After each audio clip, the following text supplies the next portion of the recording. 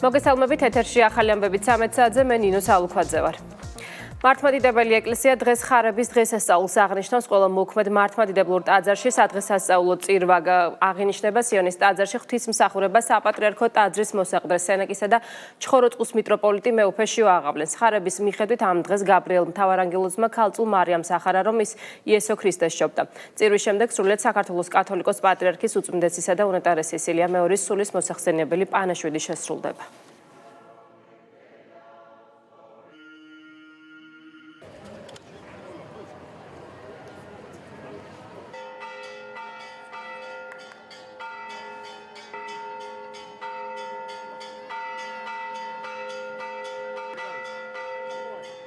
ხარება ეს არის დღე, როდესაც მთელი სამყარო ელოდა ადამიანს, რომელიც თავისი ნებით მიიღებდა მხსნელს. და ამ დღეს, რომელიც გაჟღერდება ასევე სახარებაში დღეს წირვაზე, მთავარანგელოზი გაბრიელი ეახლა ყოვლადწმინდა ღვთისმშობელ მარიამს და უთხრა: "ნუ გეშინინ მარიამ, რამე თუ პოვე მადლი წინაშე ღვთისა და აჰაესე რა მუცლად იყო და შვეძე და უწოდი სახელი მისი იესო." ანგელოზი ელოდა მის პასუხს, ელოდა ადამიანის თავისუფალ არჩევანს და ეს პასუხი იყო უდიდესი და გადამწყვეტი მთელი კაცობრიობის ისტორიაში და მან უპასუხა, რომ აჰა მხევალი უფლისა და მეყავლმე სიტყვისაებრ შენისა. საოცარია ის, რომ დღევანდელ დღესაც აქცენტი ყოველთვის კეთდება ადამიანის მიერ გადადგმულ ნაბიჯზე უფლისადმი, ანუ ადამიანის თავისუფალ ნებაზე. გილოცავთ ყველას ხარებას, იხარეთ და იბედნიერეთ და გავთქვაროთ სუფალი. გილოცავთ ხარების დღესასწაულს, ბრძოლის დღესასწაულს, მთელ საქრისტიანოს ულოცავ დამდეგ აღდგომის ბრწყინვალე დღესასწაულს. ყველა ოჯახში იყოს სიკეთე, ჯანმრთელობა, უფლის წყალობა და ყველაზე მთავარი რაც არის გქონდეს მშვიდობა. გილოცავთ ხარებას, მრავალს დაესწარით და გახარებული იყოს მთელი საქართველო. გილოცავთ დღევანდელ დღეს გენაცვალეთ თქვენს, მთელ საქართველოს ულოცავ და მინდა მთელ საქართველოში და მსოფლიოში მშვიდობა იყოს. ყველას გილოცავთ, მთელს ერს ულოცავ, ღმერთმა გახარებული და ჯანმრთელი და ბედნიერი გამყოფოს ყველა. ყაზახეთის რესპუბლიკის საგარეო საქმეთა მინისტრი ოფიციალური ვიზიტით საქართველოში იმყოფება. ერმეკ კოშერბაევ საქართველოს პრეზიდენტმა ორბელიანის სასახლეში უმასპინძლა. მანამდე კი მან შეხვედრა გამართა ქართულ კოლეგასთან. მაკა ბოჭორიშვილმა და ერმეკ კოშერბაევმა ხელი მოწერეს ყაზახეთისა და საქართველოს საგარეო უწყებების თანამშრომლობის პროგრამას. ჩემი კოლეგა თეკლა ბესტავაშვილი გვერდდება თემის დეტალებით პირდაპირ ეთერში. ცოტა ხნის წინ დასრულდა შეხვედრა საქართველოს პრეზიდენტსა და ყაზახეთის საგარეო საქმეთა მინისტრს შორის. შეხვედრაზე ხაზი გაესვა ორი ქვეყანას შორის არსებულ მეგობრულ და პარტნიორულ ურთიერთობებს. მანამდე კი ყაზახ კოლეგას საგარეო უწყების ხელმძღვანელმა უმასპინძლა საქართველოს და ყაზახეთის ურთიერთობები ახალ ეტაპზე გადადის. დღეს ცოტა ხნის წინ მოეწერა ხელი საგარეო უწყებების თანამშრომლობის მემორანდუმს, რაც იმას ნიშნავს, რომ ორივე ქვეყანა დაინტერესებულია იმით, რომ ურთიერთობები ეტაპობრივად სტრატეგიულ პარტნიორობაზე გადავიდეს. ხელმოწერამდე გაიმართა შეხვედრა როგორც პირისპირ, ასევე გაფართოებულ ფორმატში. მთავარი აქცენტი გაკეთდა ეკონომიკურ ურთიერთობებზე და სავაჭრო კავშირების გაღრმავებაზე. ასევე აღინიშნა ისიც, რომ ყაზახეთი დაინტერესებულია საქართველოში შავი ზღვის პორტებით, განსაკუთრებით იმ ფონზე, რომ ყაზახეთს არ აქვს ზღვაზე გასასვლელი. ასევე დღეს ხაზი გაესვა რეგიონში არსებულ ვითარებას, გლობალურ გამოწვევებს და აღინიშნა, რომ ამ ფონზე განსაკუთრებით მნიშვნელოვანია მშვიდობისა და სტაბილურობის შენარჩუნება.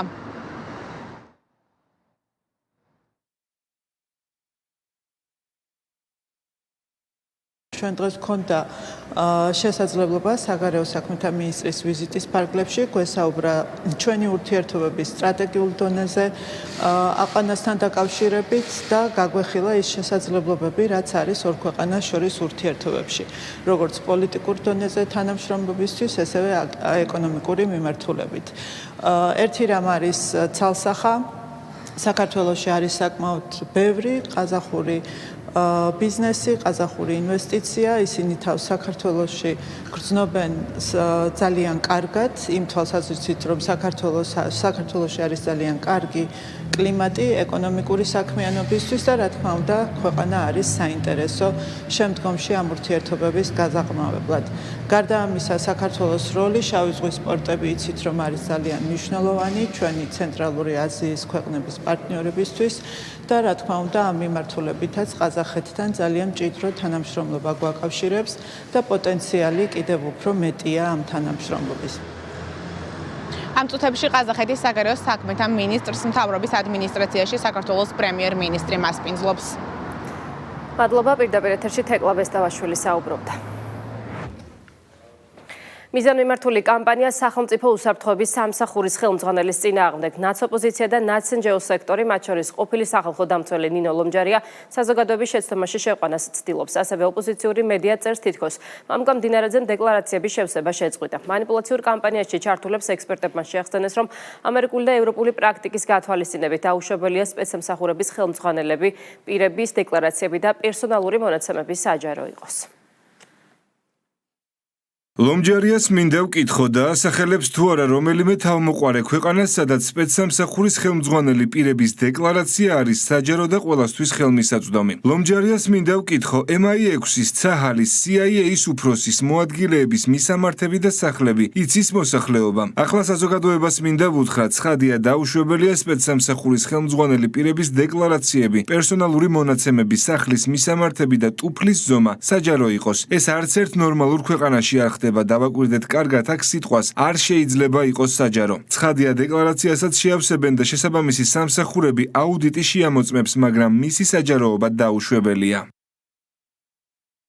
კოლექტიური ნინო ლომჯარიები მარგინალ უვიცთა კლასტერია, სახელმწიფო ინსტიტუტები საერთოდ არ იციან. არათუ სუსის შეფის მამუკა მდინარაძის, არამედ დასავლეთში სპეცსამსახურების ხელმძღვანელობის ქონებრივი დეკლარაციებია საიდუმლო. მაგრამ პრეტენზიული მენტალურად გოიმი რის გოიმია საკუთარი სიბეცით რომ არ პოზიციონირდეს. ასეთ ფუტლარ მარიონეტებს ფულსუხდიან გარე პატრონები, გონიათ რაღაც ზეგავლენა აქვთ საზოგადოებაზე და რეალობაში წლებია ხაზგასმულად დასაცინნი არიან ფუყე ნაცენჯეოშნიკები. ევროპული ქვეყნების უმეტესობაში სპეცსამსახურების თავკაცები არ მიიჩნევიან, როგორც არჩეული პოლიტიკოსები. მათი ფინანსური დეკლარაციების საჯაროობა უკიდურესად შეზღუდულია. ზედამხედველობა ხორციელდება მხოლოდ პარლამენტის დაზვერვის კომიტეტებისა და შიდა ეთიკის ორგანოების მიერ. წლებია მუშაობს პრინციპი: უსაფრთხოების საკითხები დომინირებენ ფინანსურ გამჭვირვალობაზე.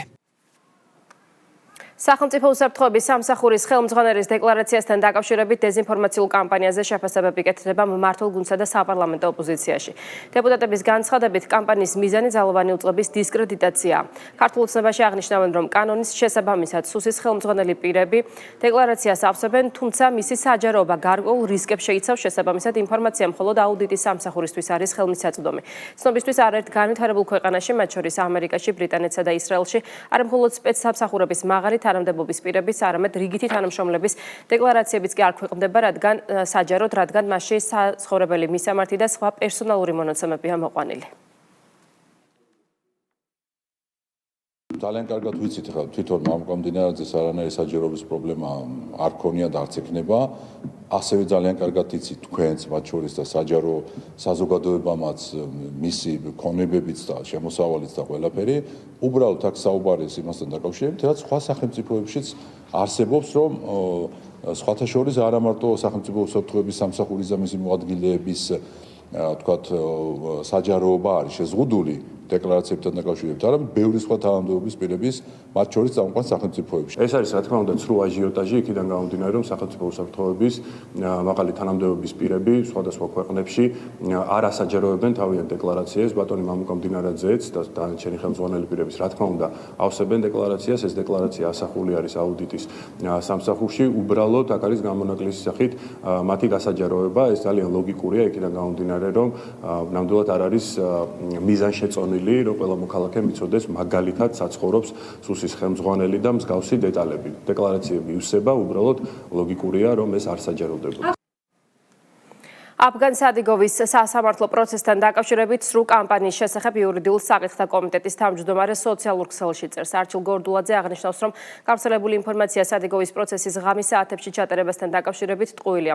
გორდულაძის თქმით, სადიგოვის საღამოს 10 საათზე დააკავეს და პირდაპირ სასამართლოში წაიყვანეს. პროცესი ადვოკატებმა 5 საათზე მეტი გაწელეს, რაც შემდგომში მოჰყვა სპეკულაციები სასამართლოს სხდომის შუაღამეს ჩატარებასთან დაკავშირებით.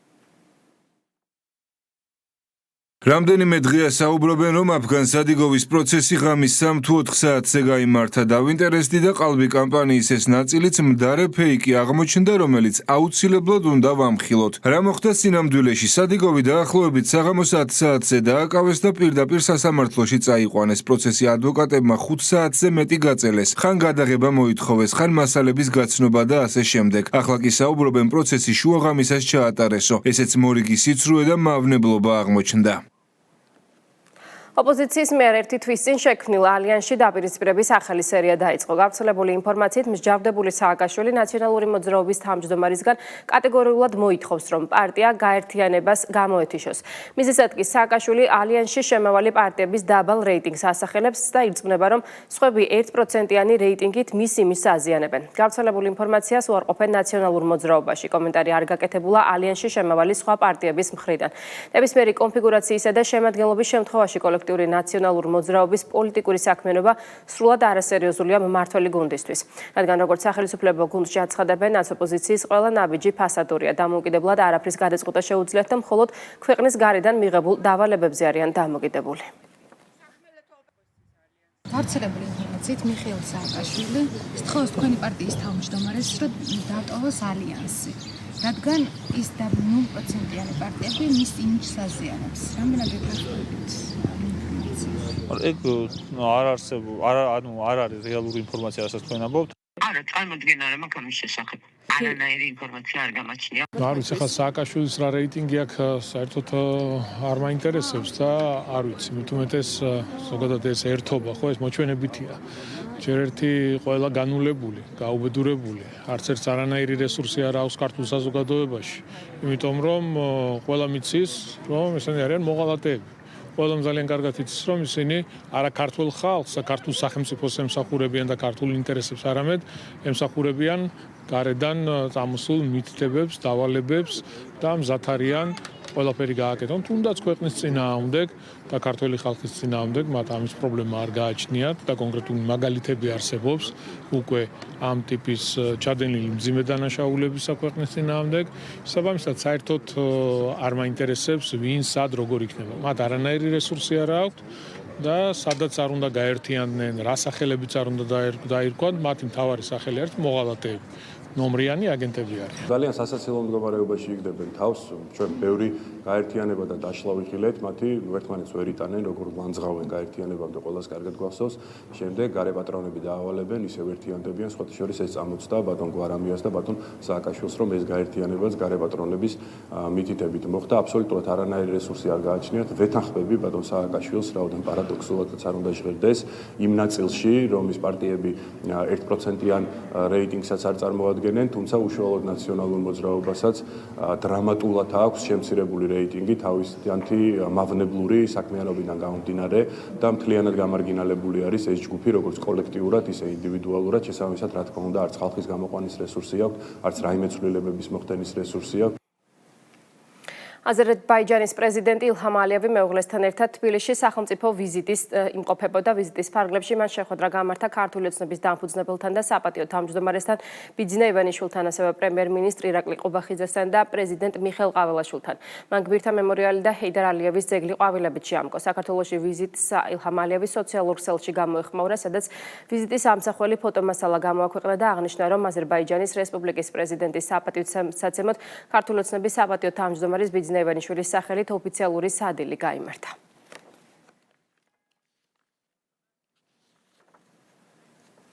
სოფლიოში არსებული გეოპოლიტიკური გამოწვევების ფონზე საქართველოში აზერბაიჯანის პრეზიდენტის ვიზიტის მნიშვნელობაზე სახელმწიფო პარტიაში საუბრობენ. როგორც ქართულ ოცნებაში აცხადებენ, შუა დერეფანი სოფლიოსთვის გლობალური ეკონომიკის უალტერნატივო საყრდენად იქცა. ამ პროცესში კი საქართველოს როლი უმნიშვნელოვანესია. შესაბამისად, მმართველი გუნდის განმარტებით, სწორედ ჩვენი ქვეყნის უალტერნატივო როლს გაუსვა ხაზი აზერბაიჯანის პრეზიდენტმაც. სახელმწიფო პარტიასა და ხალხის ძალაში ამბობენ, რომ მეზობელ ქვეყანასთან ევროპა-აზიის დამაკავშირებელი მარშრუტის სრული პოტენციალის ათვისებისთვის მჭიდრო კომუნიკაციას სტრატეგიული მნიშვნელობა აქვს. იმის გათვალისწინებითაც თუ შევხედავთ თუ რა მძიმე პროცესებია ახლო აღმოსავლეთში, ზოგადად რა გამოწვევებია მთელ მსოფლიოში, მშვიდობას არ აქვს ალტერნატივა. შესაბამისად, ძალიან მნიშვნელოვანია მშვიდობის შენარჩუნება ასევე რეგიონში.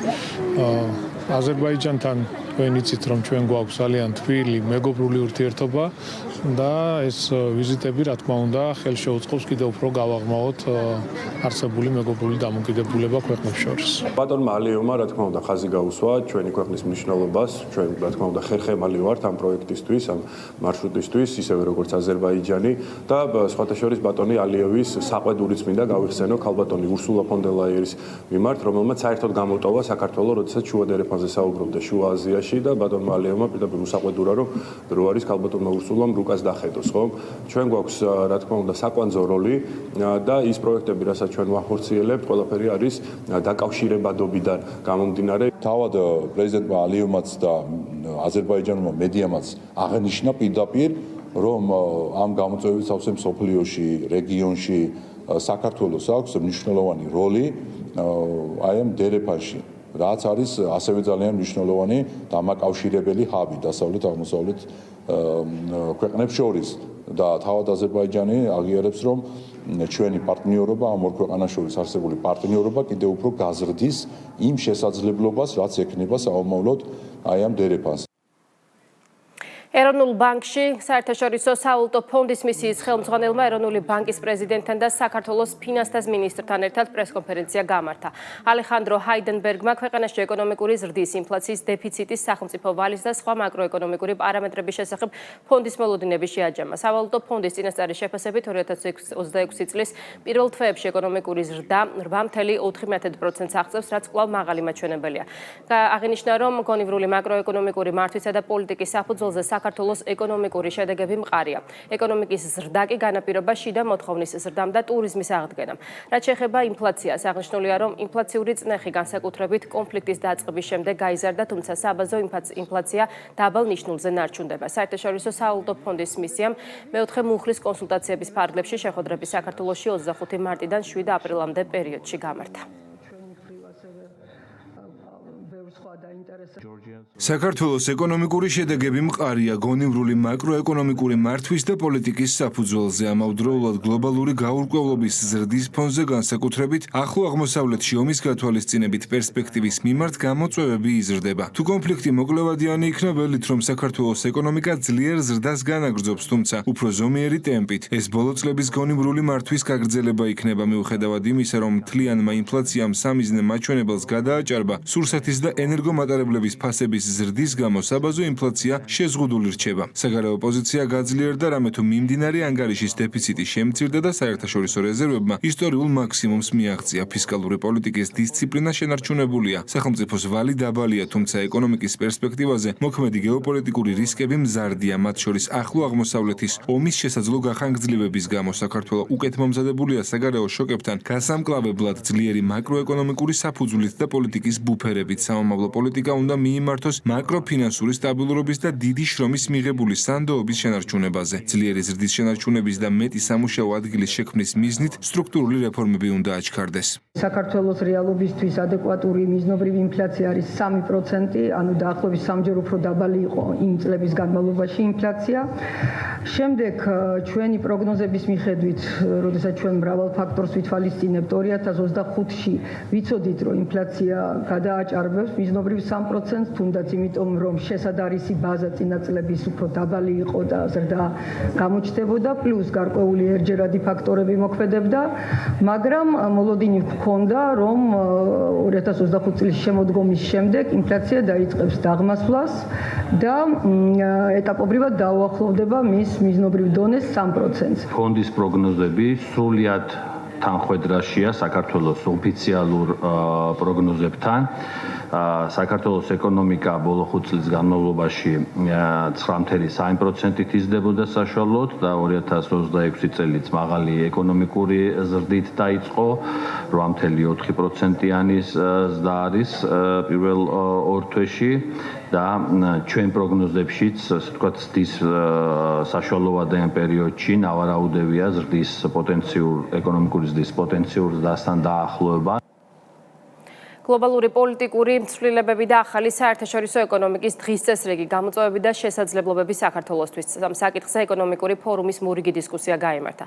დისკუსიათა სერია ტრადიციულად პარლამენტის თავმჯდომარემ შალვა პაპუაშვილმა გახსნა. ეკონომიკური ფორუმის ფარგლებში მიმდინარე დისკუსიების მთავარი მიზანია სახელმწიფო ანალიტიკური და ბიზნეს სექტორის მხრიდან გაანალიზებული იყოს საქართველოს წინაშე არსებული აქტუალური გამოწვევები ეკონომიკური პოლიტიკის განხლებისა და ევროინტეგრაციის მიმართულებით.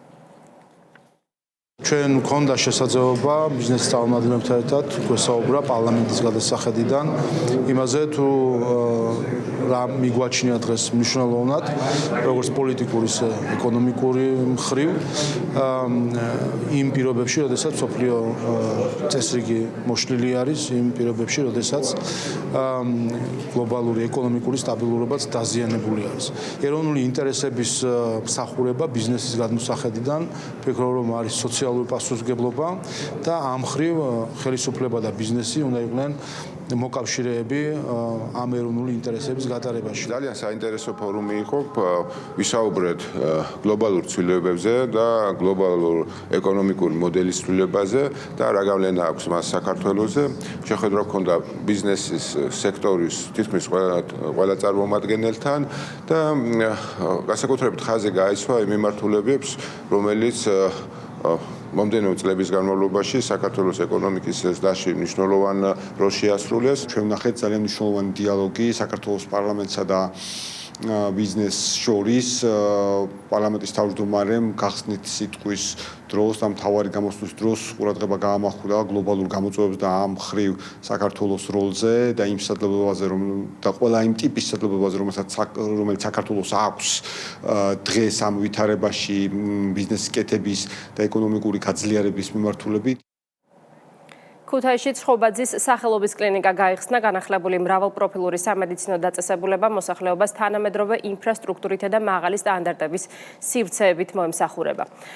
კლინიკის ჯანდაცვის სამინისტროს მხარდაჭერით რეაბილიტირდა, სრულად განახდა გადაუდებელი დახმარების განყოფილება, საოპერაციო ბლოკი, რეანიმაცია და ქირურგიული დეპარტამენტები. განახლებული ინფრასტრუქტურა ჯანდაცვის მინისტრმა დაათვალიერა და სამედიცინო პერსონალს შეხვდა. ადგილზე სამედიცინო მომსახურებას 85 ექიმი და 100 ექთანი უზრუნველყოფს.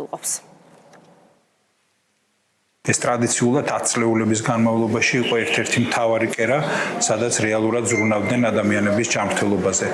სამწუხაროდ, გასული წლების განმავლობაში ხშირად არ ყოფილა ეს დაწესებულება ყურადღების ცენტრში, რაც დასანანია და ნამდვილად ხელიდან გაშვებული შესაძლებლობა იმისა, რომ წლების განმავლობაში უწყვეტად შენარჩუნებულიყო ის პრაქტიკა სამედიცინო, რომელიც აქ არსებობდა.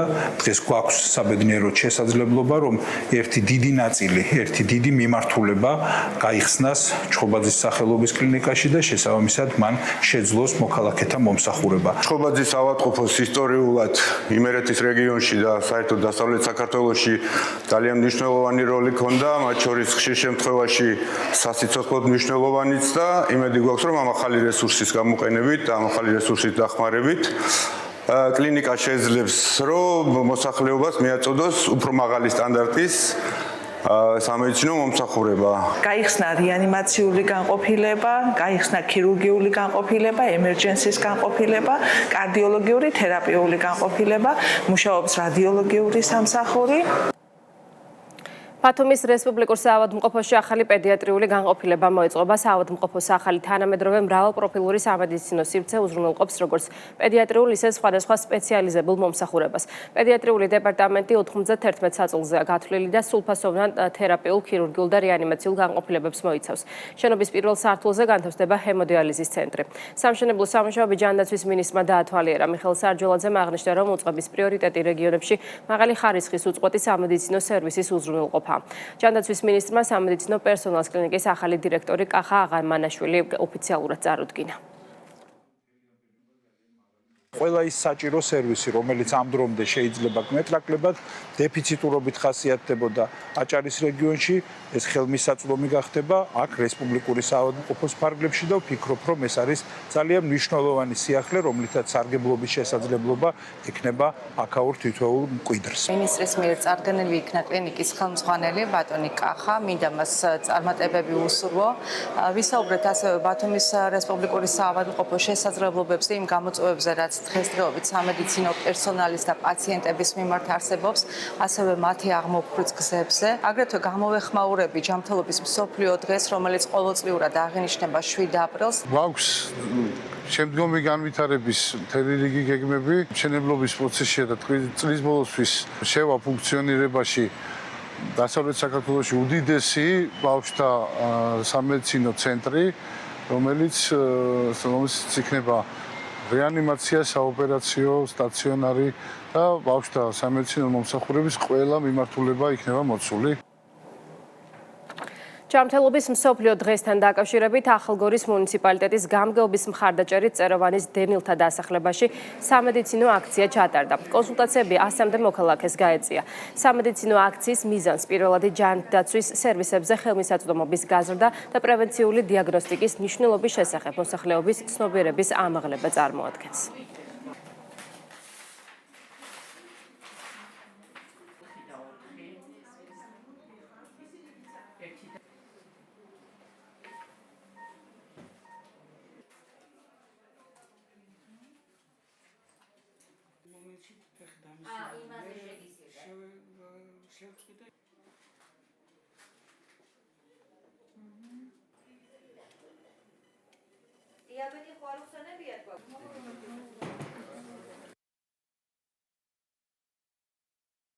აქციას ახორციელებს თოდუას კლინიკის სამედიცინო ჯგუფი.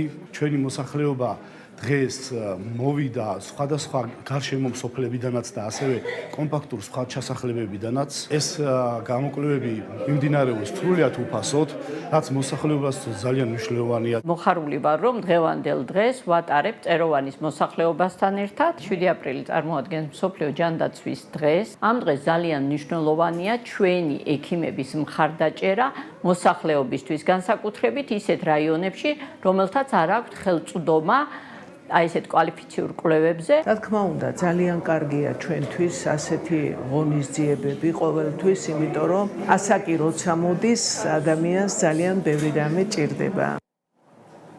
ფინანსთა სამინისტროს საგამოძიებო სამსახურმა ქრთამის აღების ფაქტზე საჯარო მოხელე დააკავა. გამოძიების ინფორმაციით გარდაბნის მუნიციპალიტეტის მერის ზედამხედველობისა და ტექნიკური განყოფილების უფროსმა სპეციალისტმა სახელმწიფო შესყიდვის ფარგლებში შედგენილი ფარული სამუშაოების აქტების ხელმოწერით დადასტურების სანაცვლოდ ქრთამის სახით მოითხოვა და აიღო 500 ლარი. ბრალდებული უშუალოდ თანხის აღების ფაქტზე დააკავეს.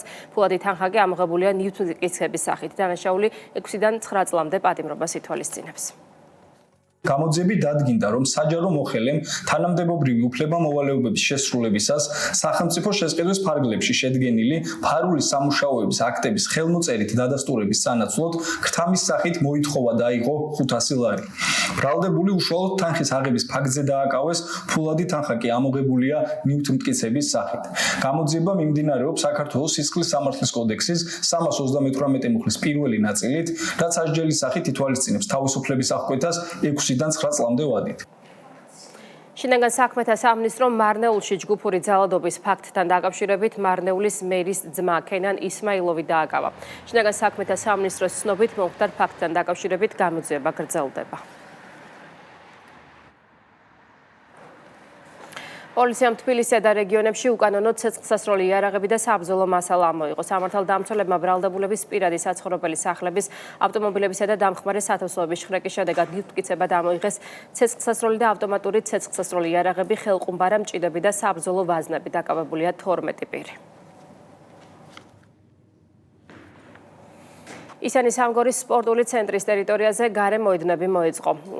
პროექტის ფარგლებში სატურნირო და სავარჯიშო სკეით მოედნები, ფეხბურთისა და პადელის მოედნები გაკეთდა. ასევე სრული რეკონსტრუქცია ჩაუტარდა ტერიტორიაზე არსებულ 2 ამორტიზებულ კორტს. სამუშაოები თბილისის მერმა დაათვალიერა.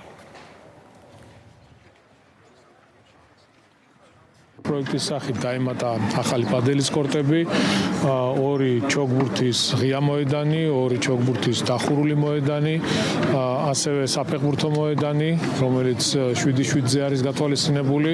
ეს ყველაფერი რა თქმა უნდა თავისი ღამის განათებებით არის და ძალიან დიდი დედაქალაქში ყველაზე დიდი სკეით პარკი გაკეთდა.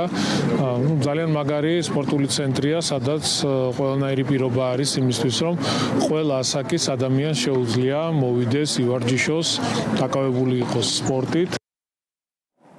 ბათუმის ბულვარში უნებართვო ობიექტების აღება გრძელდება. ქალაქის მერის მუნიციპალური ინსპექციისა და ბულვარის მობილური ჯგუფების მიერ კიდევ 3 უნებართვო ობიექტი მოიხსნა, მათ შორის 2 კვების და 1 სავაჭრო ობიექტია. ბულვარისა და ქალაქის მასშტაბით უკვე 100-მდე სხვადასხვა ტიპის მცირე ზომის სამეწარმეო ობიექტის, 40-მდე კაფე-ბარისა და 20-მდე კვების ობიექტზე მიშენებული უნებართვო კონსტრუქციის დემონტაჟი განხორციელდა. პროცესი მიზნად ისახავს როგორც ბულვარის, ისე მთლიანად ქალაქის იერსახის გაუმჯობესებას, ასევე მოწესრიგებული და კომფორტული დასასვენებელი გარემოს შექმნას.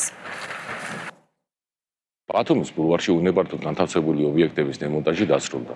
როგორც მოგეხსენებათ, აღნიშნული ობიექტები განთავსებული იყო გამწვანებულ სივრცეში, რაც მნიშვნელოვნად აზიანებდა ბულვარის იერსახეს. ამ დროისათვის ხორციელდება სამშენებლო ნარჩენების გატანა და ტერიტორიის სრულად მოწესრიგება. აღნიშნული პროცესი მიზნად ისახავს ბულვარის იერსახის გაუმჯობესებას და დამსვენებელთათვის მეტი კომფორტული გარემოს შექმნას. ბათუმში ეშმაკის პრობლემთა მდებარე კიდევ ერთი უნებართვო ობიექტის დემონტაჟი განხორციელდა. სადემონტაჟო სამუშაოები ბათუმის მუნიციპალური ინსპექციის ტექნიკითა და ობიექტის მეპატრონის ჩართულობით განხორციელდა. ჯამში იახტ-კლუბის მიმდებარე ტერიტორიაზე 14 უსახური და უნებართვო ობიექტის დემონტაჟი განხორციელდა. თურქეთის დედაქალაქში მიმდინარე ანკარის მე-40 საერთაშორისო მუსიკალური ფესტივალის ფარგლებში ქართული მუსიკის საღამო გაიმართა. თბილისის სიმფონიურმა ორკესტრმა და საქართველოს სახელმწიფო საგუნდო კაპელამ მაესტრო ვახტანგ კახიძის დირიჟორობით კომპოზიტორის საავტორო ნაწარმოები რეკვიემი შეასრულეს, კონცერტმა ანშლაგი ჩაიარა. შეგახსენებთ, ვახტანგ კახიძის რეკვიემი 2021 წელს შეიქმნა. ასეთი იყო ახალი ამბები 13 საათზე, პირდაპირ ეთერში 16 საათზე დავბრუნდებით, ეთერს კი ბიზნეს პოსტი გააგრძელებს.